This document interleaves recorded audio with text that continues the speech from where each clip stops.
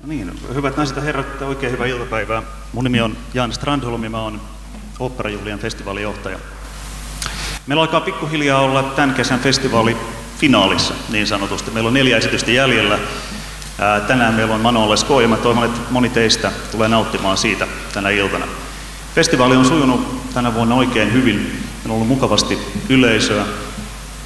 Meillä on ollut huomattavasti mediaa paikalla, palaute on ollut erittäin hyvää ja suurin osa kritiikeistäkin on ollut ylistäviä. Ehkä pieni bonus tänä kesänä on tosiaan ollut median huomio. Meillä oli Ylen kanssa yhteistyötä viime viikolla ja Yle lähetti suorana esityksenä meidän Kullervon, lähetti myös meidän gaalakonsertin, Isän tyttöoopperan ja vielä Mozartin Requiem-konsertin. Sen lisäksi Mozartin Requiem lähetettiin kansainvälisesti Arte-kanavan kautta. Se on ollut meille tosi hyvä asia. Myös kansainvälinen media on tänä vuonna ollut huomattavan aktiivinen. Täällä on ollut esimerkiksi Financial Times tekemässä arvion Kullervosta.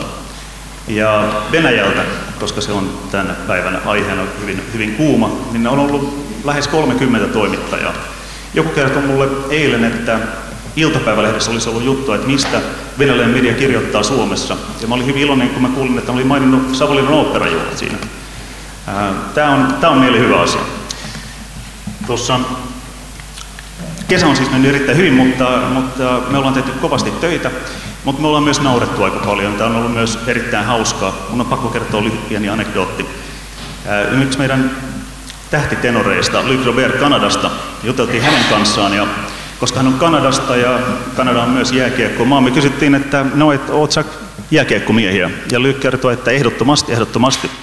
Kysyttiin, että no, että tunteeko sä mitään suomalaisia jääkiekkoilijoita? Joo, NHL on vai kuinka paljon suomalaisia huippujääkiekkoilijoita? Kysyttiin Lykiltä, että no, kuka on sun suosikki suomalainen jääkiekkoilija?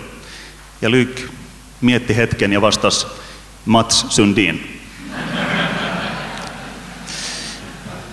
Se herätti välittömästi vähän palautetta ja keskustelua.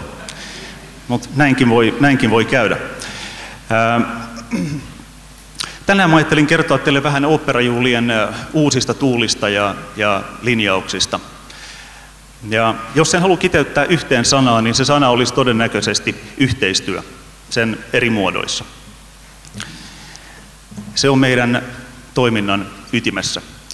Mä oon joskus vertaillut hieman, jopa vähän humoristisesti, oopperajuhlia ja oopperaa Formula 1. Se ei ehkä ole se kaikista itsestäänselvin vertailu, mutta tosiasiallisesti meillä on tiettyjä asioita yhteisiä myös. No okei, me ollaan kummankin kalliita lajeja. Me ollaan äärimmäisen kansainvälisiä. Ihan niin kuin meidänkin eri tuotannoissa voi olla 10 eri maista ihmisiä töissä.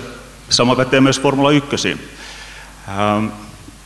Toinen asia on se, että oopperassa ja Formula 1 hyvin suuret määrät ihmisiä, 100 jopa 1000 ihmiset tekee yhteistyötä saavuttaakseen hyviä tuloksia, mutta yleisön huomio keskittyy harvoihin. Oopperassa se on ehkä eniten solistit, Formula 1 se on kuljettajat. Kolmas asia, jota meillä on yhteistä, on vahvat siteet yritysmaailmaan ja yrityskumppanuudet. Sitä Formula 1 on aina ollut ja sitä on myös oopperaudella ollut hyvin pitkän aikaa. Ja tänä vuonna yhteistyö oopperajuhlien ja yritysmaailman välillä on tiivistynyt entisestään. Meillä on uusi hanke nimeltä Inspired in Finland. Tästä me ollaan hyvin iloisia ja ylpeitä. Meillä on kumppaneina 9 kappaletta suomalaisia tai Suomessa vahvasti toimivia eturivin yrityksiä. Ja tämä on 4-vuotinen hanke, jossa me yhdessä lähdetään miettimään, millä tavalla me saataisiin enemmän luovuutta suomalaiseen työelämään. Tämä hanke huipentuu vuonna 2017 Suomen itsenäisyyden juhlavuoteen. Ensimmäisen vuoden teemana tulee olemaan vielä tarkemmin nuoret ja digitalisaatio. Tämä on meille erittäin hyvä asia, me ollaan hyvin ylpeitä tästä. Siitä muuten lisää meidän nettisivuilla, saatte tietää Inspired in Finlandista. Yritysyhteistyön lisäksi me halutaan panostaa paikalliseen yhteistyöhön sen eri muodoissa. Eli me halutaan niin paikallisesti täällä Savonlinnassa, mutta myös laajemmin Saimaan alueella löytää tapoja edistää meidän matkailua, tämän alueen houkuttelevuutta. Ja avain tässä on löytää nämä asiat ja tehdä ne asiat yhdessä. Ja Tässä Saimaa Moments on siitä yksi esimerkki. Eli millä tavalla me pystytään yhdessä rakentamaan Saimaan brändiä, ehkä vähän samalla tavalla, mitä Lappi on tehnyt onnistuneesti aikaisemmin. Meidän tuotteessa ei ole mitään vikaa. Taiteellisella puolella niin yhteistyö oopperajuhlien kannalta tarkoittaa sitä, että me tehdään yhä enemmän yhteistyötä kansainvälisten huipputalojen ja festivaalien kanssa. Tämä kuva tuossa mun takana on Corregido Ranch-festivaalilta Ranskasta. Jo ensi kesänä niin meidän ensi-ilta tulee olemaan Boris Godunov, ja se tuotetaan yhteistyössä Orangen festivaalin kanssa. He tuottaa juuri nyt ensi-ilta 2. elokuuta Verdin Otellon, ja Otello tulee meille ensi-iltaan vuonna 2016, ja meidän Boris Godunov siirtyy Provenceen vuonna 2017. Toinen uusi linjaus on se, että oopperalla on aina ollut yksi vieraileva talo vuodessa. Ja ensi kesästä lähtien me tullaan tekemään siihen muutos. Me kutsutaan tästä eteenpäin 2 vierailevaa taloa vuodessa Savonlinnaan. Siihen on oikeastaan 2 pääsyytä. Yksi on se, että tällä tavalla voidaan monipuolistaa meidän ohjelmistoa. Ja toinen syy on se, että me voidaan tällä tavalla tarjota meidän yleisölle enemmän ja enemmän uusia tuotantoja. Ja sillä tavalla myös käyttää meidän omia tuotantoja vähän hitaammassa syklissä. Tämä kuva on Dresdenin Semperoopperasta. He tulee vuonna 2015 Savonlinnaan vierailemaan Figaron Häät-oopperalla. Ja heidän mukanaan tulee maailmankuulu Staatskapelle Dresden orkesteri. Tämä on aika iso juttu oopperamaailmassa. Toinen vieraileva talo 2015 tarjoaa tätä mainitsemaani monipuolisuutta. Viinistä Volksoper tulee esittämään ensimmäistä kertaa oopperajuhlien historiassa Olavinlinnaan operettia. Operetin nimi on Iloinen leski, ja sitä esitetään 6 kertaa. Kuinka moni teistä muuten tuntee Iloisen lesken tarinan tai on nähnyt sen esityksen jossain?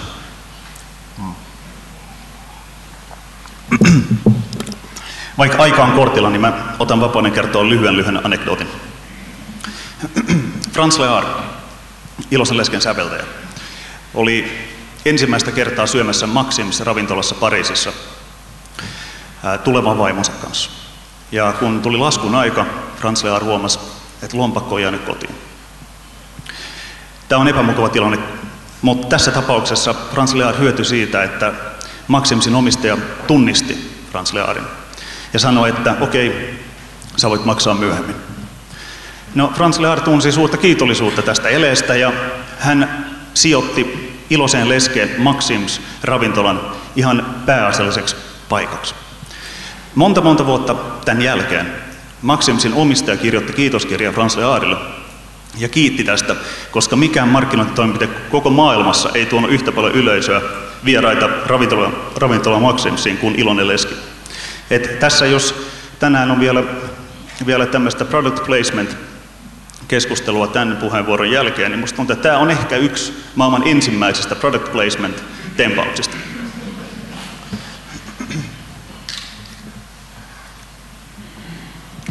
Me tehdään myös yhteistyötä sillä tavalla, että me itse kierretään. Ja tässä on Lohengrinin kuva, koska juuri sillä oopperalla vieraili Hongkongin Arts Festivalilla tämän vuoden maaliskuussa. 2 esitystä Lohengrinia, vähän Wagneria ja gala-konsertti. Me tehdään myös sellaisia asioita, että esimerkiksi juuri nyt meillä oli Madame Butterfly-tuotanto tänä kesänä oopperajuhlilla, ja nyt se on matkalla Yhdysvaltoihin, jolle me vuokrattiin se syksyksi. Ja viime vuonna meidän Don Giovanni vuokrattiin Mariboriin. Eli me tehdään myös tämmöistä kansainvälistä yhteistyötä, niin paljon kuin mahdollista oikeastaan.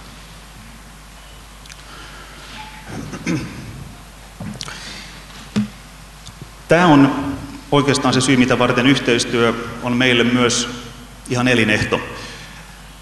Meidän talous rakentuu seuraavista osista, eli meidän lipunmyyntitulot on noin 70% meidän yli 8 miljoonan euron budjetista.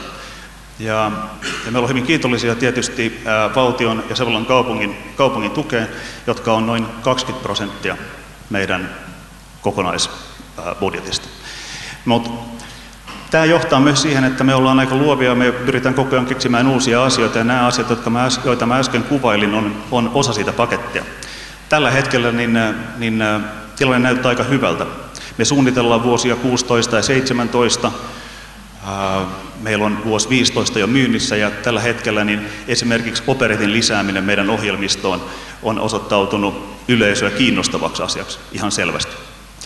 Eli me katsotaan kyllä tulevaisuutta hyvin positiivisin mielin ja tämän kesän jälkeen on suhteellisen helppo hymyillä jopa.